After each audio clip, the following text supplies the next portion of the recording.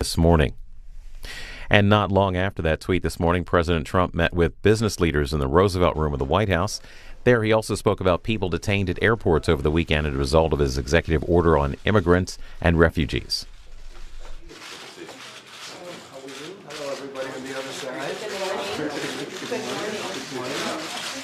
morning. Nice to see you.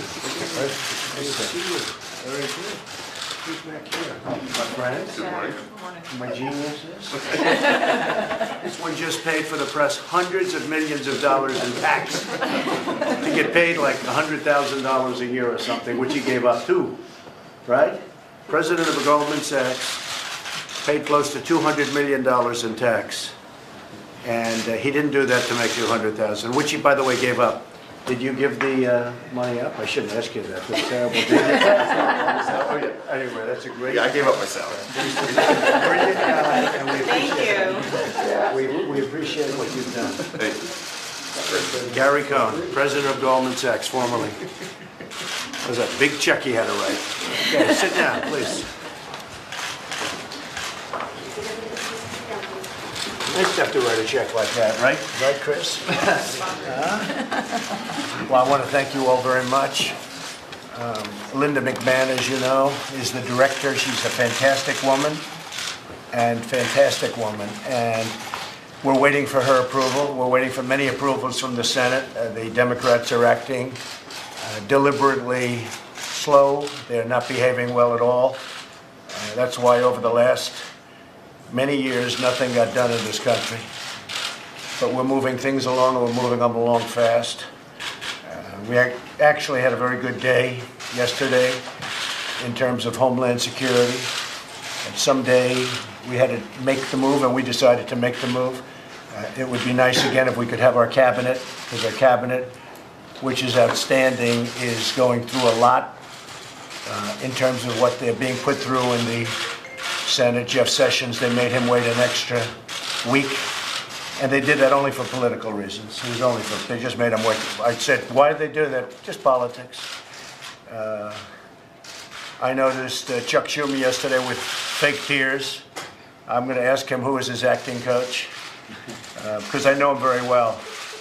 I don't see him as a crier. If he is, he's a different man. There's about a 5% chance that it was real, but I think they were fake tears. We have a big decision that I have made, a very big decision, on the United States Supreme Court that is going to be announced tomorrow night from the White House at 8 o'clock. A person who is unbelievably highly respected, and I think you will be very impressed with this person, so that'll be 8 o'clock tomorrow night at the White House, from the White House. And today we have with us people who are very successful in the world of small business. And I love small business. I started as a small business. My business got big. And I've dealt with the small businesses and the big businesses. And I love you all the same. The big business folks have been fantastic. They're bringing jobs back. I say, where was the outrage of the Democrats when all of our companies were fleeing to Mexico and to other places far away and leaving jobs behind? Now they're all coming back.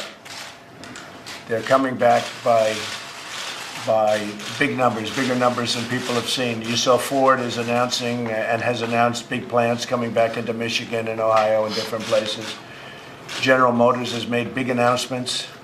Fiat Chrysler, the head, Sergio, flew all the way from Italy just to make our meeting last week. You look at what's happening with Lockheed.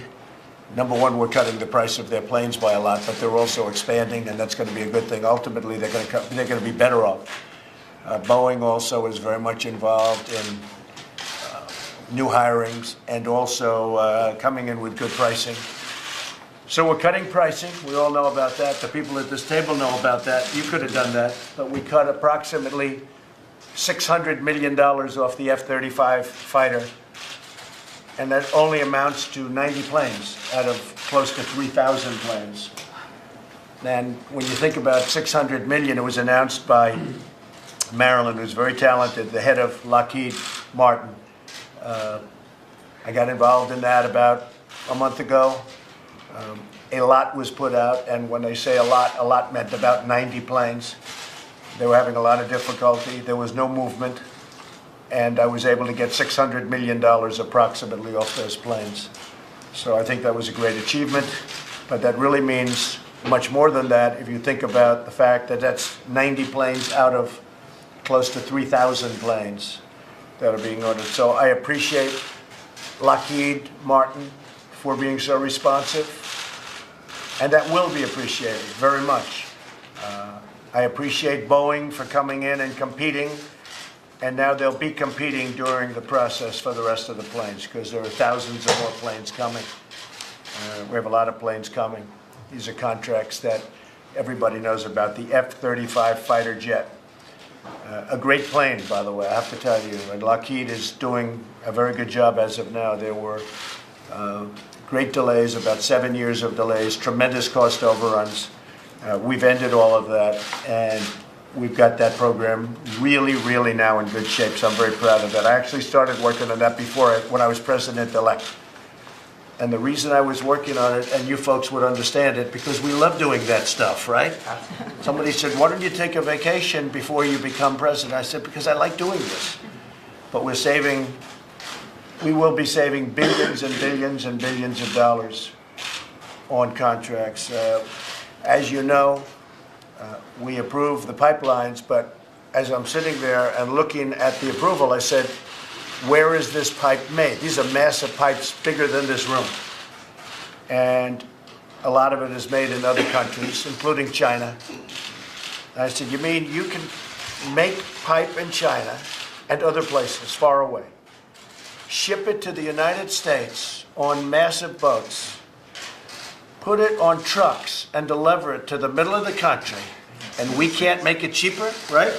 I'm saying, what are we talking about here? Right. So, and these are big pipes. Now, the only way I can imagine they do that is they must have to cut them because they're so big. I can't imagine they take up so much room. I can't imagine you could put that much pipe on ships. It's not enough. It's not long enough. So I assume they have to fabricate and cut, which hurts the pipe, by the way. So I said to myself, if they're going to do the pipe in the United States, using the powers of the United States, including eminent domain, for those that used to criticize me about, eminent domain, I said, did you ever ride on a highway before they used eminent domain? But if you remember, especially during the primaries, I was criticized about the use of eminent domain. Well, they need eminent domain to do pipelines. But if we're going to use our powers of eminent domain and all the other powers, then I want the pipe to be manufactured with United States steel. That doesn't mean the company United States Steel. It means steel from the United States. United States Steel will be absolutely a bidder. And I also want it to be fabricated in the United States. So if we're doing these massive pipelines, I want workers in the United States to fabricate the pipe. And that sort of makes sense, don't you think so, as small business owners? And so we're doing a lot of things, a lot of really great things, and we're very proud of it. The small business is a big part of American economic success, although lately there hasn't been too much success because we're having our products made everywhere in the world so much, but we're bringing that all back. It's coming back fast. You see the difference already, right? Absolutely. More than 28 million small businesses in the country. 28 million. Small business equals fewer than 500 employees. That's what's considered a small business. Anybody have over 500 employees here? If you do, we'll get you the hell out of here. 56 million small business employees. Think of that. 56 million. Small business is really our biggest business. We employ 48% of private workforce. The private workforce, big percentage is employed by small business. So we read about General Motors and Ford and Boeing and Lockheed and all of these great companies, but a big percentage of them are small business. We want to make life easier for the small business owners. That's what we're here for today. Last week we had the big businesses. This week coming we have the really, really big businesses set up by Steve Schwarzman, great Wall Street person, man who's done a great job. We have the greatest businesses. They're set up, and that's happening very soon. But the small business, we are going to simplify. reduce, eliminate regulations. We're doing that for big business too, by the way. Can't be any discrimination, right? But big businesses are thrilled what's happening. The stock market has gone up massively since the election. Everyone's saying, oh, the market will go down. I said, the market's not going down. You know, the smart people know me. The business people know me. They know what I'm about. So the market went massively up. In fact, when I was elected, a lot of the really smart people went out and bought a lot of stock. And they've been rewarded. We want to simplify and lower taxes, unless you'd rather have high taxes, right? Thanks. So small business owners can spend more time and money finding and responding to customers and expanding markets. They have more money and more opportunities to hire more employees. So essentially, we're getting rid of regulations to a massive extent. Could be as much as 75%. Could be even slightly more than that. We're going to have great protection for the consumer. We have to.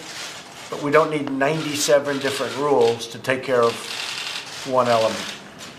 Their individual economic success will support American success.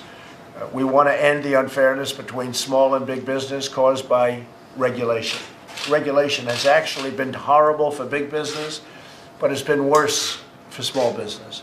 Plus, small business can't hire the kind of talent that the big businesses can hire.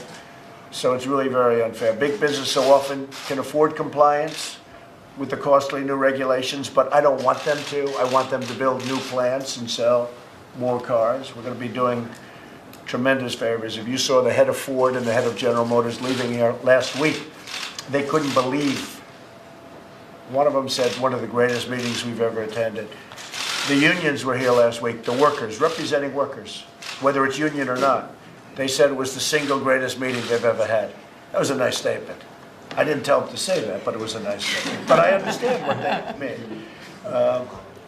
It's unfair to small business. Small business has been treated very, very badly. As you people know better than anybody, it's almost impossible now to start a small business, and it's virtually impossible to expand your existing business because of regulations. And because if the banks don't loan you money. You know, Dodd-Frank is a disaster. We're going to be doing a big number on Dodd-Frank. So that's one big reason why I'm taking this action, and I'll be taking an action later this morning. If you'd like, you can join me at the signing to begin our effort to dramatically reduce federal regulations. And we'll be reducing them big league and their damaging effects on our small businesses, our economy, our entrepreneurial spirit. And it's been very badly damaged. So the American dream is back. We're going to create an environment for small business like we haven't had in many, many decades. This isn't a knock on President Obama. This is a knock on many presidents preceding me. It's a knock on everybody. It got particularly bad in the last 8 years. But it's not a knock on anybody. It's a knock on many. So I just want to thank you all for being here. And now, let's talk. Thank you, Fred. Thank you. Hey, thank you, Fred. And the legal challenges to your executive order. Thank you.